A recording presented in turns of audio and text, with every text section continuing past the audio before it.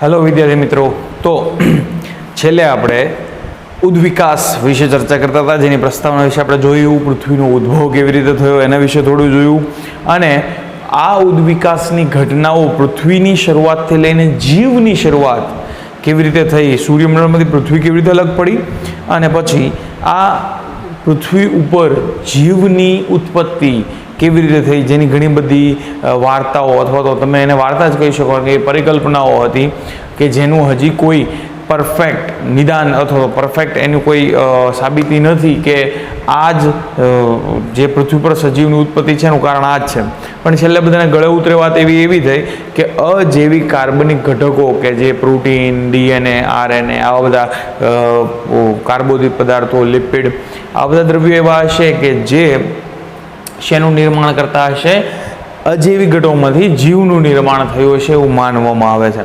હવે આપણે જોઈએ કે જીવન સ્વરૂપોનો ઉદ્વિકાસ એટલે કે આ જીવંત સજીવો જે પૃથ્વી પર હવે આવ્યા, અકોષીય ઘટકોમાંથી કોષીય ઘટક બન્યા, બરોબર, તો એ બનવા પાછળ કઈ કઈ વસ્તુઓ જવાબદાર રહેશે, તો કયા એવા ઘટકો છે કે જે આ જીવન સ્વરૂપોનું ઉદ્વિકાસ દર્શાવે છે, તો જીવન સ્વરૂપોનો ઉદ્વિકાસ કેવી રીતે થયો હશે જેની અટકળો ઘણી બધી છે. તો ત્યાં ત્રણ શક્યતાઓ છે, બરોબર, એક પછી એક આપણે ત્રણેય શક્યતાઓને નોંધીએ. તો ત્યાં ત્રણ શક્યતાઓ છે કે જીવન સ્વરૂપોનો ઉદ્વિકાસ ત્રણ શક્યતાઓ બનવા થયો હશે. સૌથી પહેલું કે બધા સજીવો જે સ્વરૂપે અત્યારે છે એ જ સ્વરૂપે પહેલેથી હશે, કે ભાઈ એનો ઉદ્વિકાસ કેવી રીતે થયો કે જીવ આવ્યા ત્યારે અત્યારે જે છે ને એવા જ હતા એવું માનવામાં આવ્યું. તો આ પહેલી શક્યતા છે, બરોબર. બીજી શક્યતા કે ઉત્પત્તિ સમયે જે હતી એ જ વિવિધતા હજી છે અને ભવિષ્યમાં પણ રહેશે. એટલે કે અત્યારે જેટલા ડાયવર્સ એટલે અત્યારે જેટલા વિવિધતા ધરાવતા સજીવો છે એ પહેલેથી હતા જ, જે જીવ સૃષ્ટિ અસ્તિત્વમાં આવી ત્યારથી હજી છે અને ભવિષ્યમાં પણ આવું ને આવું રહેશે. પણ તમને મને ખબર છે કે જે સાચું નથી, આ શક્યતાઓ છે. અને ત્રીજું તો સાવ તમને બહુ ગળે ઉતરે એવી વાત નથી. ત્રીજું તો એવું જ કહે છે કે પૃથ્વીની ઉત્પત્તિ માત્ર 4000 વર્ષ જૂની છે, જે ગળે ઉતરે એવી વાત નથી. ટૂંકમાં આ શક્યતાઓ પૈકીની કઈ શક્યતા સાચી છે, જેમાં આપણે આ પહેલા બે જે ત્રીજી અને ચોથી બીજી અને ત્રીજી શક્યતાઓ છે જેને તો આપણે તદ્દન નકારી શકીએ, પણ આ એક શક્યતા છે કે જેને આપણે થોડી ગળે ઉતરે પણ એ સાચી નથી, બરોબર. તો આ ત્રણેય શક્યતાઓ તથ્ય નથી, ખોટી છે, બરોબર. પણ ધીરે ધીરે આના વિશે ઘણી બધી અટકળો લાગી, બરોબર. આની ઘણી બધી ચર્ચાઓ થઈ. ભૂતકાળમાં પણ છેલ્લે જ્યારે એક મહાન માણસ આવ્યા, મહાન માણસ હું એને એટલે કહીશ કારણ કે એ માણસે પૃથ્વી ઉપર આવી અને જે વિવિધતાઓ દર્શાવી અથવા તો જેના વિશેના અવલોકનો કર્યા કે જેણે માણસની દૃષ્ટિકોણ ફેરવી નાખ્યો ઉદ્વિકાસ બાબતે, અને એને આપણે હજી યાદ કરીએ છીએ અને આ ભવિષ્યમાં પણ ખૂબ યાદ કરવામાં આવશે. અને કોઈ પણ ફિલ્ડમાં જ્યારે તમે જાઓ ત્યારે ઉદ્વિકાસની ચર્ચા આવે એટલે આનું નામ આવે ને આવે, અને એનું નામ છે ચાર્લ્સ ડાર્વિન, બરોબર. ચાર્લ્સ ડાર્વિન છે એ બહુ સરસ કામ કરીને ગયા છે અને એવા સરસ સિદ્ધાંતો દઈને ગયા છે કે એ સિદ્ધાંતો આજે પણ વ્યાજબી છે. હમણાં હું તમને વિગતે કહું એટલે તમને ખ્યાલ આવી જશે. તો સૌથી પહેલાં એ જ્યારે યંગ હતા, નવા જો કહે ને કે મોટા થાય પછી કામ ધંધો ગોતવા મળે, એમ કામ ધંધો ગોતતા હતા ત્યારે એક જહાજ ઉપર હતું રિસર્ચ માટે, બરોબર. ને જહાજનું હતું HMS બીગલ. આ બીગલ જહાજ બહુ ફેમસ છે, બરોબર. તો HMS બીગલ જહાજ હતું.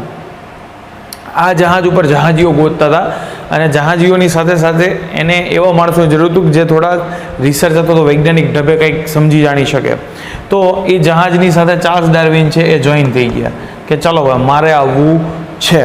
હવે આ જહાજ ઉપડ્યું અને આ જહાજ ઉપડીને સૌથી પહેલાં પહોંચ્યું ગેલાપેગસ ટાપુ ઉપર. સૌથી પહેલાં મીન્સ એટલે ફરતા એ પહોંચ્યું ગેલાપેગસ ટાપુ ઉપર. હવે ગેલાપેગસ ટાપુનું ઉદાહરણ આપણે 13મા ચેપ્ટરની અંદર જોઈ ગયા છીએ કે ત્યાં એબિંગ્ટન કાચબા હતા, એટલે એ જ ગેલાપેગોસ ટાપુ કે જ્યાં આ ડાર્વિન ઉતર્યા હતા, બરોબર. તો ડાર્વિન છે એ ગેલાપેગોસ ટાપુ ઉપર એમનું જહાજ બીગલ જહાજ છે એને લંગર કર્યું અને એ ગેલાપાગોસ ટાપુની જે વિવિધતાઓ હતી એ વિવિધતાઓથીને એને અચંબો લાગ્યો અને આશ્ચર્ય લાગ્યું, ઓહો આટલી બધી જીવસૃષ્ટિમાં વિવિધતાઓ છે જે આપણીથી અજાણ છે હજી સુધી, જે હજી સુધી આપણને મળી નથી અથવા તો આપણે હજી જોઈ પણ નથી એવી જીવસૃષ્ટિઓમાં વિવિધતા જોવા મળે છે, બરોબર. અને આ વિવિધતા જોઈને એમને એટલો અચંબો લાગ્યો અને એમણે પછી નોંધી લીધું, તમામ જાતિઓ નોંધી, એના વિશેના વર્તણૂક, આ જાતિઓ વચ્ચેના જે સંબંધો હતા એ નોંધ્યા, એની વચ્ચેની વર્તણૂકો જોઈ, એના બિહેવિયર કેવા છે એ જોયા, એક જાતિનું બીજી જાતિઓ સાથે કેવું બિહેવિયર છે, બે સમાન જાતિના પ્રાણીઓ વચ્ચે કેવું બિહેવિયર છે, અને આ બધું જોઈ એમણે પુસ્તક લખ્યું હતું. પુસ્તકનું નામ હતું ઓરિજિન ઓફ સ્પીસીસ, જાતિની ઉત્પત્તિ. ગુજરાતીમાં ઓરિજિન ઓફ સ્પીસીસ તમારે કેવું હોય તો એનો અર્થ થાય જાતિની ઉત્પત્તિ, ઉદ્વિકાસ તમે જેને કહી શકો કે નવું ઉત્પત્તિ કેવી રીતે થઈ, નવી જાતિ કેવી રીતે બને છે, જેને ઇંગ્લિશમાં કહેવાય સ્પીસિએશન. નવી જાતિ કેવી રીતે બને છે, નવી જાતિની ઉત્પત્તિ કેવી રીતે થાય છે, તો કે સર નેચરલ સિલેક્શન, પ્રાકૃતિક પસંદગી. એટલે ડાર્વિનના વાદને ઇંગ્લિશમાં નેચરલ સિલેક્શન થિયરી કહેવાય છે અને ગુજરાતીમાં એને કહેવાય છે પ્રાકૃતિક પસંદગીવાદ. હવે આમાં એણે કીધું શું એ સાંભળજો, બહુ ઇન્ટરેસ્ટિંગ છે, સ્ટેપ બાય સ્ટેપ હતું. એણે એવું કીધું કે જ્યારે કોઈ પર્યાવરણમાં અથવા તો જ્યારે કોઈ વિસ્તારમાં કોઈ પ્રાણી રહે છે, બરાબર, તો ત્યાં એને અસર કરતા તમામ પરિબળો હોય, એના ખોરાકના, રહેઠાણના આ બધા સ્ત્રોતો હોય, બરાબર. તો જ્યારે એ પર્યાવરણમાં સાનુકૂળ સ્થિતિ ધારણ કરશે અથવા તો એને બધા જ પરિબળો અનુકૂળ હશે, ખોરાક પૂરતી માત્રામાં મળી રહ્યો હશે, એનો અર્થ એવો થયો કે એ સજીવને ત્યાંના જે નિવસન તંત્ર જે છે કે જે કુદરત છે એને પસંદ કર્યો છે જીવવા માટે, કે ભાઈ હા આને બધું અનુકૂળ છે.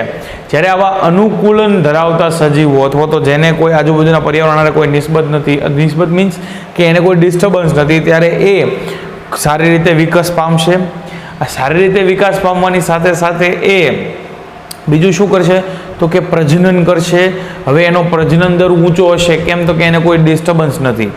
હવે જ્યારે એનો પ્રજનન દર ઊંચો હશે ત્યારે એ વિપુલ સંતતિઓ ઉત્પન્ન કરશે, એટલે ખૂબ મોટી સંખ્યામાં સંતતિઓ ઉત્પન્ન કરશે. હવે આટલી મોટી સંખ્યામાં સંતતિઓ ઉત્પન્ન થાય ત્યારે ખોરાકના સ્ત્રોતો હવે ધીરે ધીરે ઘટવા મળે છે અને આ ઘટતા સ્ત્રોતોના કારણે, કારણ કે સંખ્યા બહુ મોટી છે, ઘટતા સ્ત્રોતોના કારણે એ સજીવો વચ્ચે શું થાય તો થાય સ્પર્ધા, જેના વિશે આપણે 13મા ચેપ્ટરમાં ચર્ચા કરી ગયા છીએ. શું થાય? સ્પર્ધા. તો વળી પાછો એ જ નિયમ લાગે કે સ્પર્ધામાં બે પ્રાણીઓ જ્યારે સ્પર્ધામાં ઉતરે તો જે પ્રાણી ફિટ છે, જે પ્રાણી તંદુરસ્ત છે અથવા તો જે પ્રાણી ડોમિનન્ટ છે, પ્રભાવી છે, કે જે લડવા માટે સક્ષમ છે, જેની શારીરિક ક્ષમતા સારી છે, એને ફિટ કહેવાય. જેની શારીરિક ક્ષમતા સારી છે તો એ સંઘર્ષમાં જીતશે.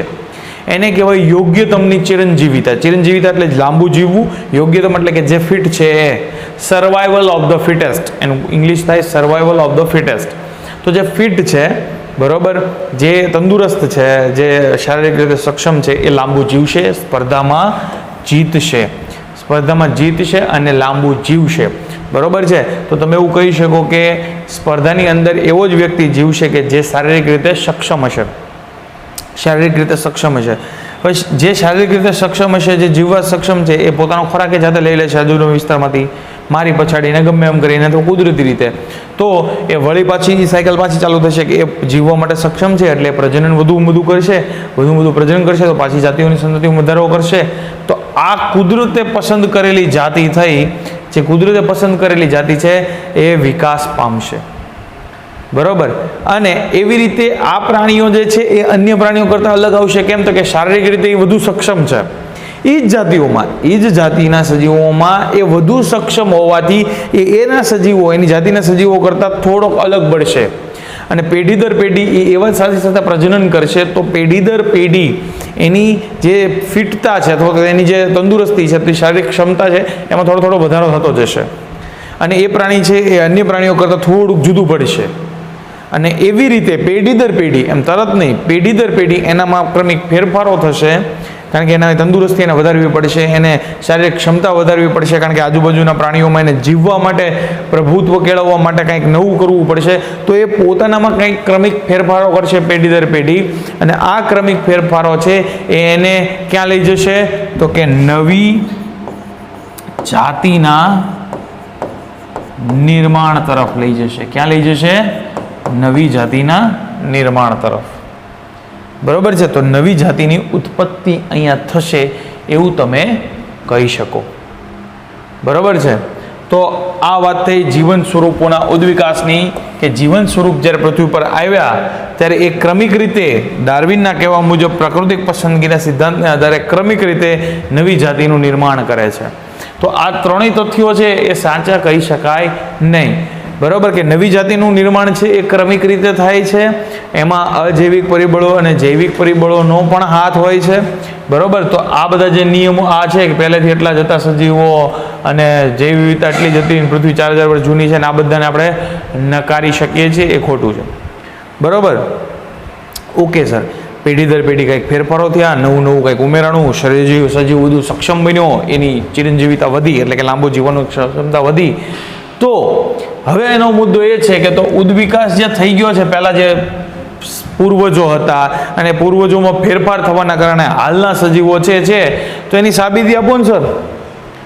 તમે એમ કહો છો કે પૂર્વજોમાં કંઈક ફેરફારો થયા, ડાર્વિન કહીને ગયા, હું નહીં, સોરી, ડાર્વિન કહીને ગયા કે પૂર્વજોમાં કંઈક ફેરફારો થાય છે અને જે એને શારીરિક રીતે સક્ષમ બનાવે છે, જેને પ્રકૃતિમાં પસંદ જીવવા માટે વધુ પસંદગીયુક્ત બનાવે છે, અને એ નવી જાતિનું નિર્માણ કરે છે. એનો અર્થ એવો થયો કે એનું નિર્માણ ક્યાંથી થયું? એના પૂર્વજોમાંથી થયું છે. લાવો સાબિતી. બરોબર, હવે સાબિતી માટે પુરાવા ઉદ્વિકાસના જોઈએ. તો જ્યારે આવી રીતે ઉદ્વિકાસના પુરાવા જોવાનું તમે શરૂ કરો ત્યારે સૌથી પહેલાં તમે આવું ઉદ્વિકાસ તમને મળ્યું ક્યાંથી? કે ઉદ્વિકાસ અહીંથી આવ્યું, પૂર્વજો આવા હતા, એ કેમ ખબર પડી? તો કે તમને ખબર છે કે પુરાતત્વીય ખાતું હોય. બરાબર, આ પુરાતત્વીય વિભાગવાળા શું કરે છે કે જ્યાં જમીનનું ખોદકામ કરે છે. હવે જે તે સમયે કેવું થયું હોય કે પૃથ્વીના જમીન ઉપર અવસાદન થયું હોય, માટીનું, કાપનું, સેન્દ્રિય પદાર્થોનું, એ વખતે જે સજીવો અસ્તિત્વ ધરાવતા હોય એ ગુજરી ગયા હોય, અથવા એ જીવંત સજીવો દટાઈ ગયા હોય, એની ઉપર પથ્થરો કે ખડકો આવી ગયા હોય, એનું અવસાદન થઈ ગયું, એટલે સેડિમેન્ટેશન થઈ ગયું હોય, અને વર્ષો સુધી એની ઉપર એક જમીનનું બીજું લેયર, બીજા ઉપર ત્રીજું લેયર, આવી રીતે જમીનના લેયરો પથરાઈ ગયા હોય, જમીનના આવરણો, સ્તરો આવી ગયા હોય, જેને વર્ષો થઈ ગયા છે, હજારો વર્ષો, લાખો વર્ષો થઈ ગયા છે. આજના સમયે જ્યારે આપણે એનું ખોદકામ કરીએ અને એ ખોદકામ કરીને એ પૃથ્વીના પેટાળમાંથી કાઢીએ છીએ, તો એને આપણે નામ આપીએ છીએ અશ્મિ. એને શું કહીએ છીએ આપણે? અશ્મિ. તો આવા દટાઈ ગયેલા, અવસાદન પામેલા અશ્મિઓને આપણે જમીનમાંથી બહાર કાઢીએ છીએ. પછી અશ્મિઓનો અભ્યાસ કરીએ છીએ કે આ અશ્મિ કેવું દેખાય છે, કે જે મનુષ્યને કંઈક લગતું આવે છે, કોઈ પ્રાણીને એનું રચનાઓ સમાન આવે છે, એના લક્ષણો કોઈ પ્રાણીના લક્ષણોને મળતા આવે છે, એનો રંગ, આકાર, દેખાવ કેવો હશે. બીજું કે એની રચનાઓ કેવી, એના હાડકાં કેવા હશે. બરોબર, એના આધારે ઘણા હાડકાં પણ આપણને મળે છે, એની છાપ મળે છે આપણને. તો એ બધું કેવું હશે જે આપણે જોઈ શકીએ, એનો અભ્યાસ કરી શકીએ, એની ઉંમર માપી શકીએ. તમને બધાને ખબર છે કે કાર્બન ડેટિંગ પદ્ધતિ છે, એનાથી આપણે એની ઉંમર માપી શકીએ છીએ. તો આવો બધો અભ્યાસ એ આપણને સાબિતી આપે છે કે આપણા પૂર્વજો પહેલાં કંઈક આવા હશે. તો આ પુરાવા થયા. તો સૌથી પહેલો પુરાવો એ થયો કે અવસાદિત ખડકો જે છે, બરોબર, એમાંથી આપણને જીવનના સ્વરૂપના અશ્મિઓ મળ્યા, એટલે કે પહેલાં જીવન હશે એની સાબિતીઓ આપણને અત્યારે મળી છે અશ્મિ સ્વરૂપે. બરોબર, અને આનો જે અભ્યાસ આપણે, મેં તમને જે કીધું કે એના બધા અલગ અલગ બાબતોનો અભ્યાસ, કે જે અત્યારના સજીવો સાથે કેવો એની સમાનતા છે, એના આકાર કેવો હશે, એના રંગરૂપ કેવા હશે. બરોબર, આ તમામ બાબતો જે આપણે જોઈએ તો એને અશ્મિ વિદ્યાકીય પુરાવા કહેવાય. અને કેવું કહેવાય? અશ્મિ વિદ્યાકીય પુરાવા, કે આપણે અશ્મિઓનો અભ્યાસ કરીએ છીએ. અને તમને બધાને ખબર છે કે આની ઉંમર પણ માપવામાં આવે છે કે કેટલા વર્ષ જૂનું અશ્મિ છે આ. બરોબર, પથ્થરોની ઉંમર, પછી એની અંદર રહેલા અશ્મિઓની ઉંમર, એમ માનો કે હાડકાં મળ્યા છે તો એની ઉંમર. તો આપણે કાર્બન ડેટિંગ પદ્ધતિ, રેડિયોગ્રાફીની મદદથી, રેડિયો એક્ટિવિટીની મદદથી આપણે એની ઉંમર પણ જાણી શકીએ છીએ. બરાબર, તો આ વાત થઈ કે આપણે પહેલાં જે સજીવો હતા એના અશ્મિઓ મળ્યા અને આપણને પુરાવા મળ્યા કે આવું કંઈક હશે. અત્યારે જે જીવંત સજીવો છે, બરાબર, એની ઉપરથી તમે કહી શકો કે પૂર્વજો આવા હતા?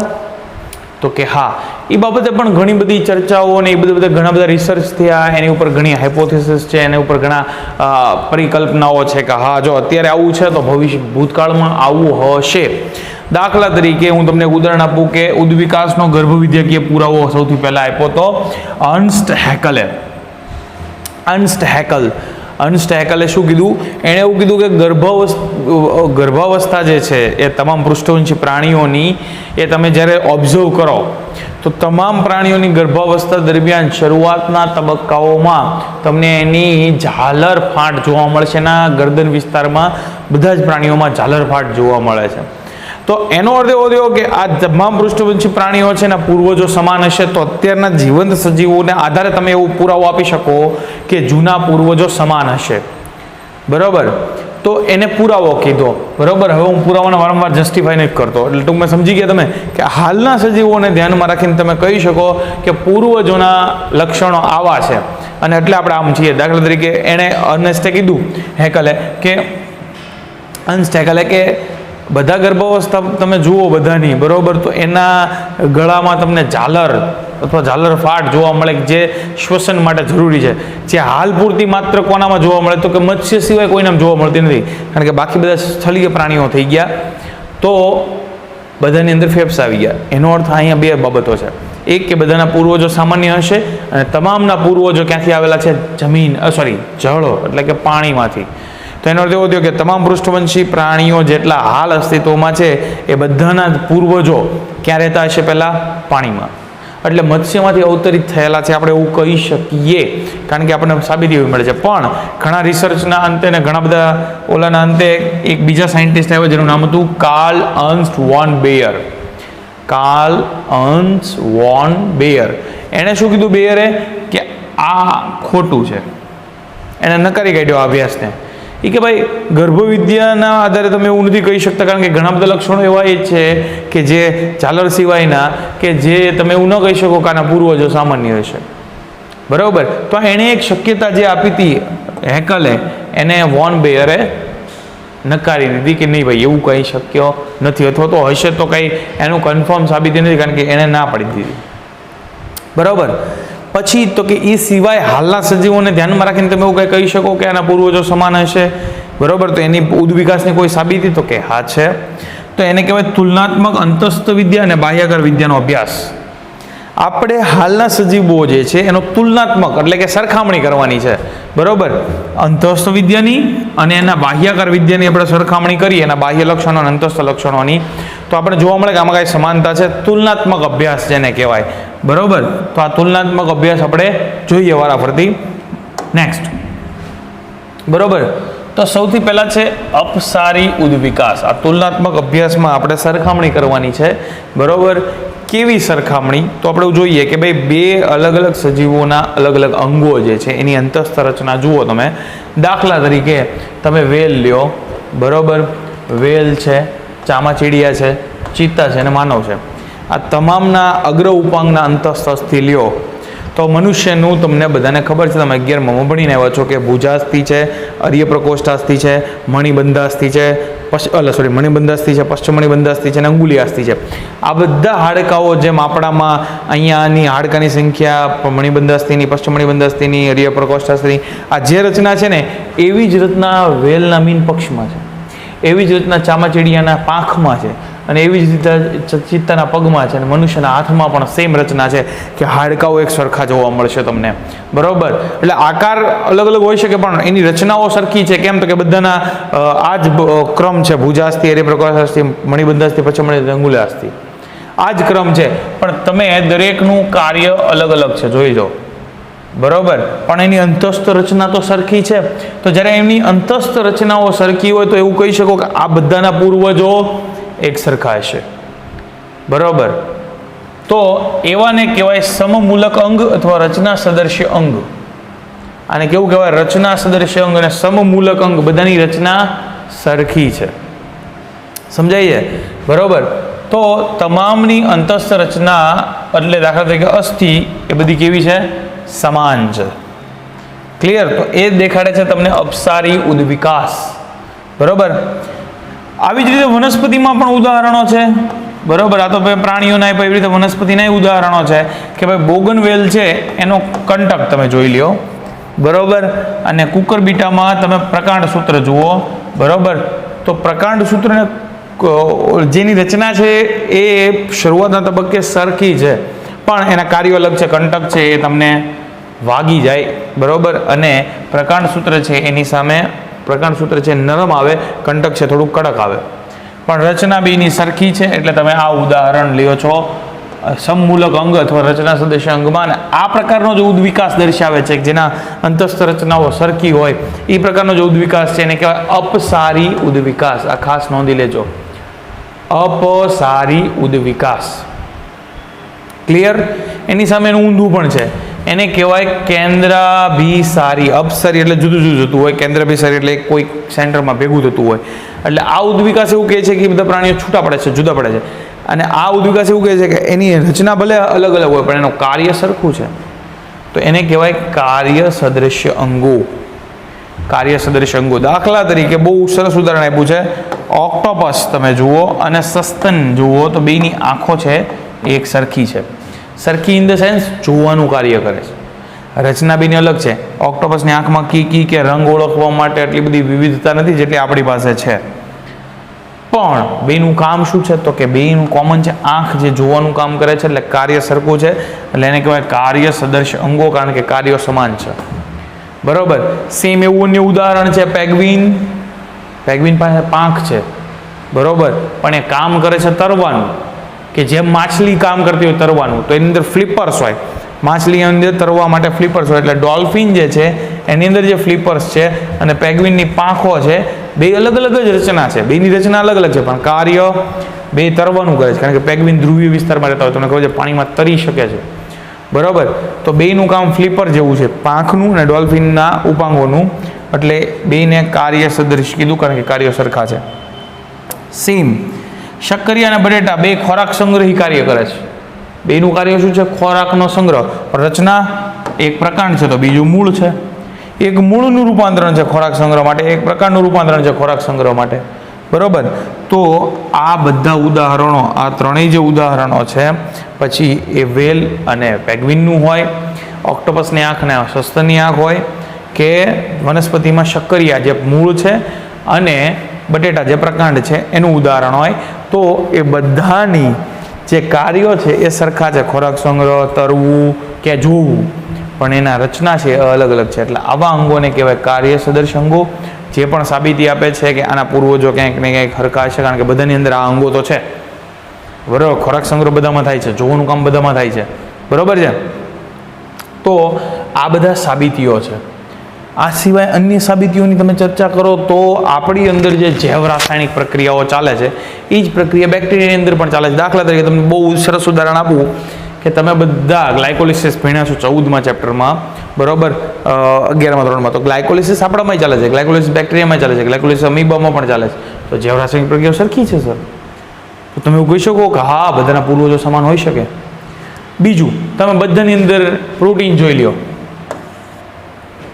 એમિનો એસિડની રચનાઓ પ્રોટીન છે, સરખા છે. ઇવન જનીનો, આપણા જનીનો અને વાંદરાના જનીનો 99% 98% હરખા છે.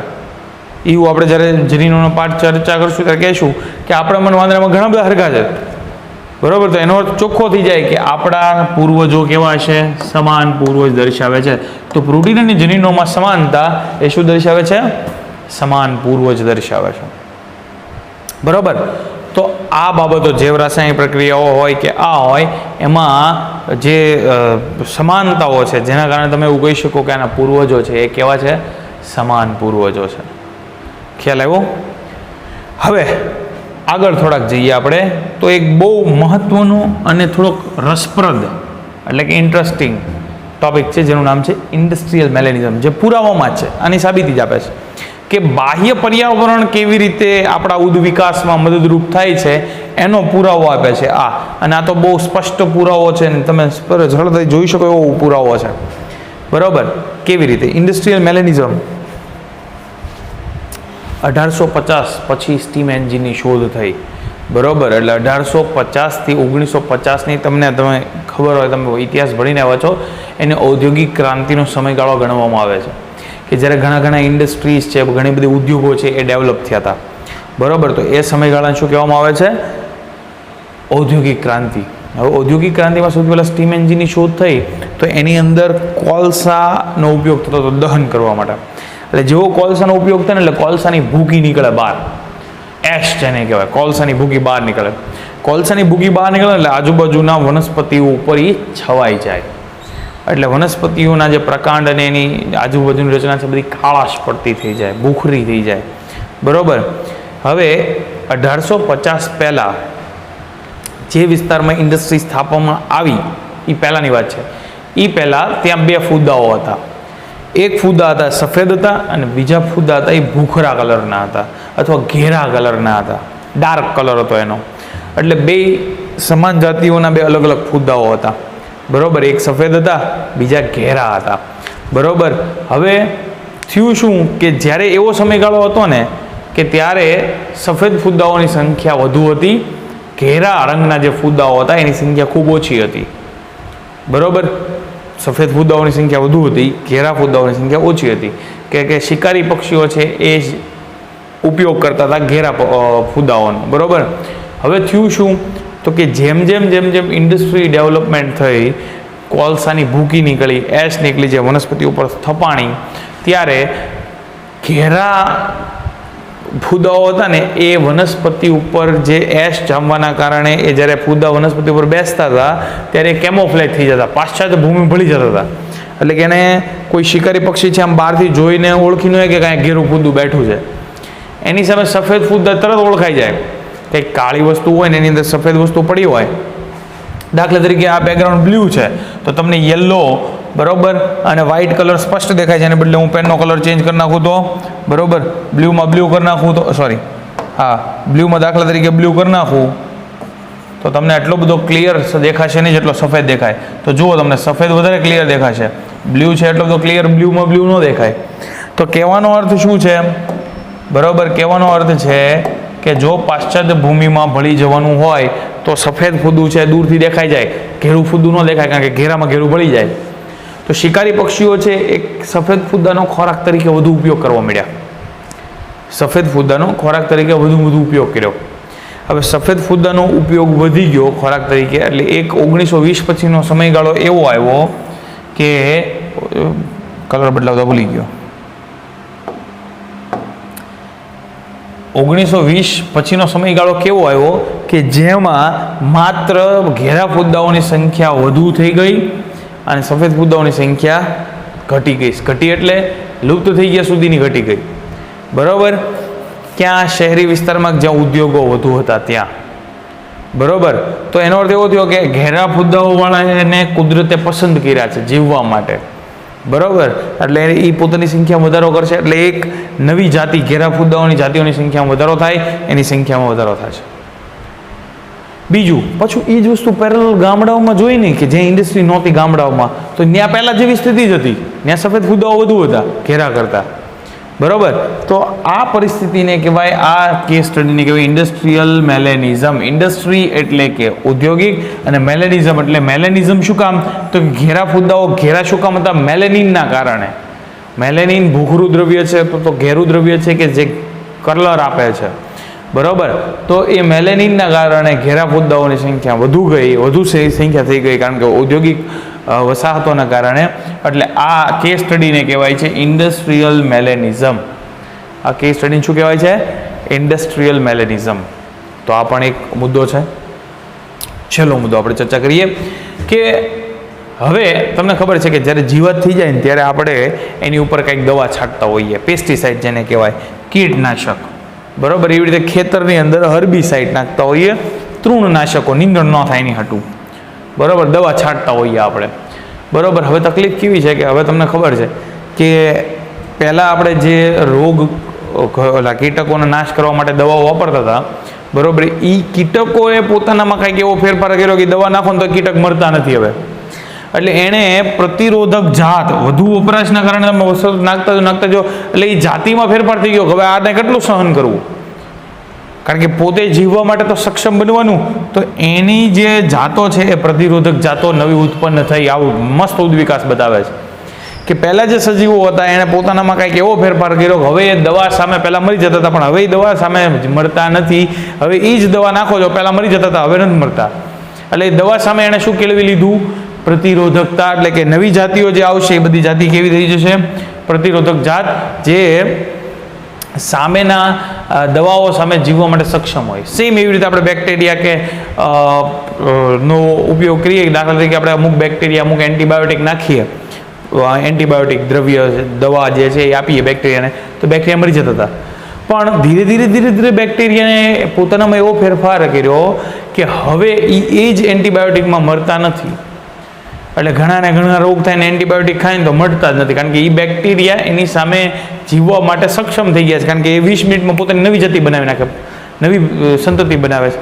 કોષ વિભાજનનો દર એમાં વધારે છે. તો આ સાબિતી આપે છે કે જૂની જાતિઓમાંથી જ નવી જાતિઓ બને છે પોતાનામાં ફેરફાર કરીને, અને એ જે નવી જાતિ બને છે એ ફિટ છે પહેલાં કરતાં, જેમ ડાર્વિન કહી ગયા એમ એ પહેલાં કરતાં વધુ ફિટ ને ફિટ બને છે, બરાબર, અને એ વધુ જીવવા માટે સક્ષમ બને છે. ક્લિયર? તો આ મુદ્દાની ચર્ચા થઈ ઉદ્વિકાસના પુરાવા અને જીવસૃષ્ટિનું જે ઉદ્વિકાસ થયું એના ચર્ચાઓ આપણે કરી, બરાબર. હજી આપણે આગળ થોડીક ચર્ચાઓ ઉદ્વિકાસ બાબતે કરશું, બરાબર છે, નેક્સ્ટ લેક્ચરમાં. આજ અહીંયા સુધી રાખીએ છીએ, બરાબર. બાય.